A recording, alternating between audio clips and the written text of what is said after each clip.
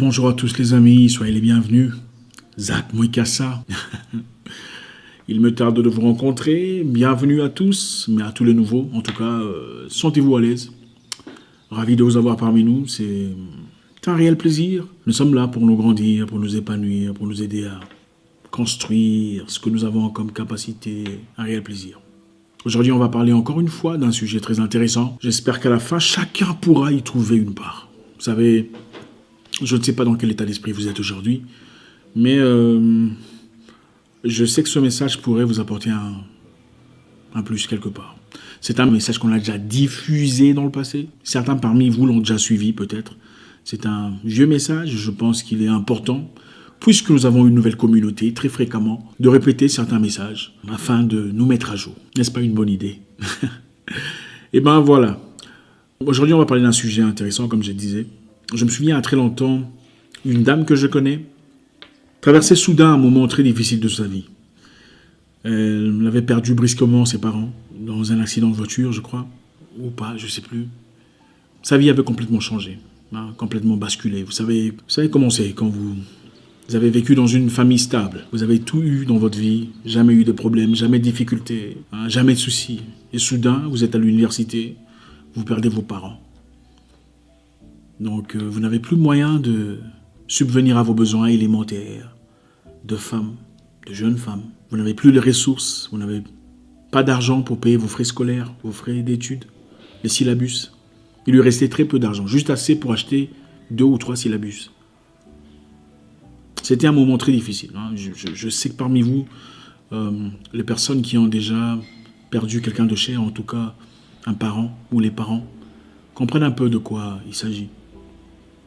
Très dur, très difficile. Dans ce monde bizarre où on cherche toujours à abuser des personnes qui sont dans de telles positions. Cette fille aurait pu faire beaucoup de choses. Elle était très jolie, très charmante, très élégante. Vous savez, certaines personnes sont bénies de cette façon. Elle aurait pu faire ce que vous savez pour se faire de l'argent, pour essayer de se faciliter la vie. Mais elle entreprit, par contre, de vendre des petits pains avec de la charcuterie dans les couloirs de son université, qu'elle avait complètement transformé en réfectoire. Au lieu de partir faire la jolie femme, la courtisane, la fille de joie pour se faire de l'argent, elle entreprit de vendre des pains, des petits pains avec de la charcuterie pour payer ses études. Elle aurait pu se dire que ce serait honteux pour une jolie fille comme elle aller vendre des pains. Attends, vous savez ce que c'est? Elle aurait pu se dire, non, avec mon niveau, avec tout ce que j'ai comme réputation, pourquoi devrais-je me rabaisser à ce point-là? Mais elle a entrepris. Elle aurait pu dire, bon, pourquoi ne pas trouver un vieux boss? Puisqu'il y en avait, évidemment, une personne qui prendrait soin de mes charges et assurerait mes arrières sans difficulté. Mais elle a entrepris de vendre de pain avec la charcuterie. La dernière fois que je l'ai vue, elle était propriétaire de firme d'un bureau légal qui soutenait des grandes entreprises dans son pays de naissance. Très inspirant.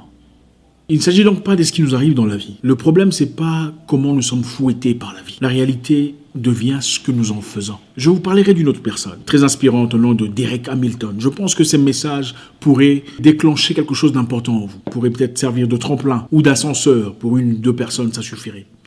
Derek Hamilton était un jeune Américain, un Afro-Américain, qui, après avoir été condamné en 92 d'un meurtre qu'il n'avait pas commis, a fait 27 ans de prison. Et en tout cas des preuves tirées de toutes pièces, formées de toutes pièces, taillées de toutes pièces pour l'inculper. 27 ans de prison. Au lieu de faire comme tout le monde, Derek Hamilton commença à lire des livres sur la loi américaine. Vous savez, aux États-Unis, quand vous êtes arrêté, l'État vous donne un avocat gratuit pendant un temps pour vous aider à battre l'accusation. Mais évidemment, quand c'est gratuit, il n'y a pas d'effort. C'était un noir accusé de tuer vous voyez un peu de quoi je parle. Et aux États-Unis, comme vous le savez, la loi n'est pas égale à la justice. La loi, c'est autre chose. Le droit, c'est autre chose. La justice, c'est autre chose. Donc, les avocats sont prêts à vous envoyer en prison pour garder leur réputation. Ils sont prêts à vous laisser croupir dans le noir, dans l'obscurité totale de la vie, du moment qu'ils préservent leur réputation et gagnent de l'argent. C'est une histoire d'argent. Derek Hamilton a pris du temps. Au lieu de devenir un voyou en prison ou de perdre la tête, il commença à lire des documents sur le droit américain. Il commença à lire, à se ressourcer, à comprendre comment est-ce que son cas était traité. Il a acquis la connaissance nécessaire Et 27 ans plus tard, ils sont rentrés au tribunal pour revoir son cas. Et il a battu l'opposition. Et c'est grâce à lui que l'État est rentré revoir tous les cas qui étaient gérés par le procureur précédent, le procureur qui l'a envoyé en prison.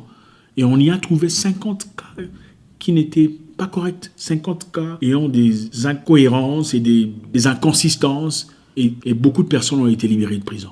Aujourd'hui, c'est un représentant, un activiste qui se bat pour le droit des prisonniers, qui sont très souvent d'ailleurs envoyés en prison pour des fausses raisons.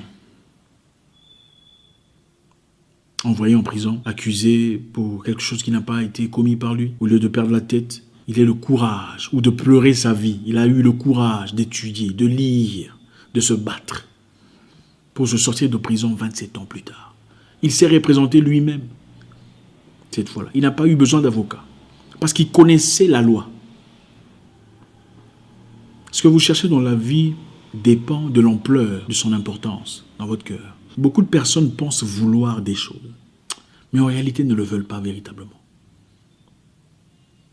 Quand on veut, on peut. Quand on veut, on peut, même avec sa vie. Il ne suffit pas de pleurnicher, de dire « qu'est-ce qui m'arrive ? Pourquoi la vie me place dans ces conditions affreuses ? Pourquoi la vie me trahit ainsi ? Pourtant, je suis quelqu'un de bien.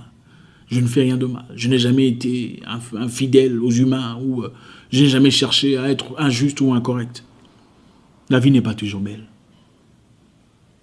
La vie est ce que vous en faites. Les coups de la vie viendront toujours. Ils sont inévitables. On ne peut pas les esquiver. Quelquefois on peut, mais souvent on ne peut pas. Mais quand vous êtes frappé par les coups durs de la vie, comment réagissez-vous ? Comment réagissez-vous quand le coup dur de la vie vous frappe ? Restez-vous dans un coin, pleurnichant votre propre vie, croupissant dans la peine, la misère, la douleur, la trière, la galère ?